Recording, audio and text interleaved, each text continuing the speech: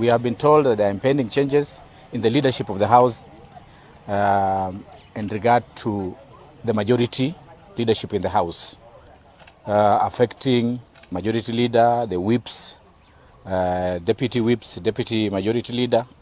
We in the opposition as ANC, we are meeting as members of parliament next week on Tuesday to make a decision whether to support the changes or not support the changes.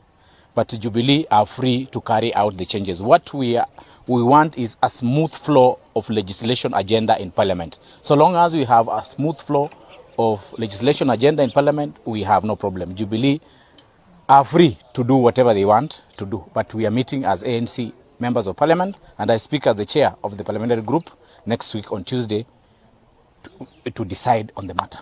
But as ANC, we are intact. The cabinet has approved the dissolution of Strategic Food Reserve Board.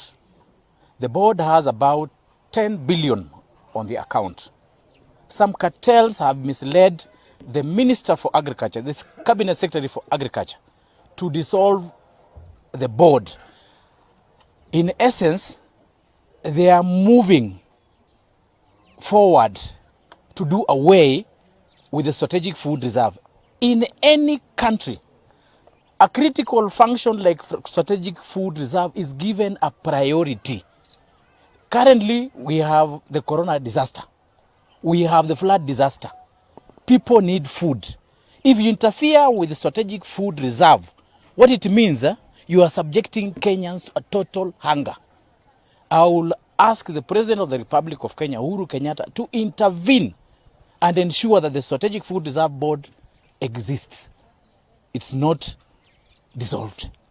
They are transferring the function of the Strategic Food Reserve to a moribund parastatal called National Cereal and Produce Board. Strategic Food Reserve does not deal with only cereals.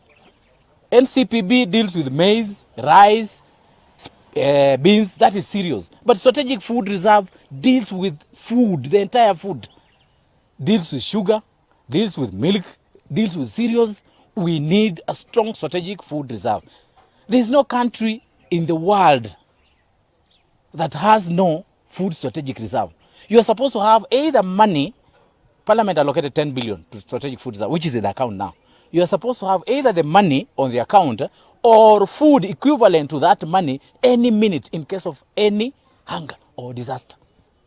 So what is happening? We are facing corona, we are facing floods, and they are dissolving a key institution like that. We are opposed to it, and next week, when Parliament convenes, we shall move as MPs to ensure that Strategic Food Reserve exists.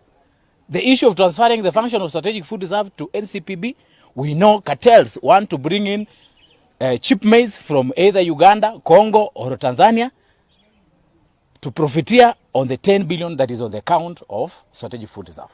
The cabinet has said they have to dissolve that board and its function within the next 6 months. They go home. So the function should be handled by NCPB. NCPB is so weak.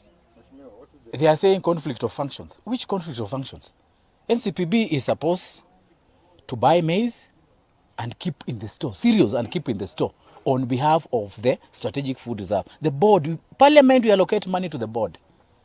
When they sell the maize, the money goes back to Food Strategic Reserve Board.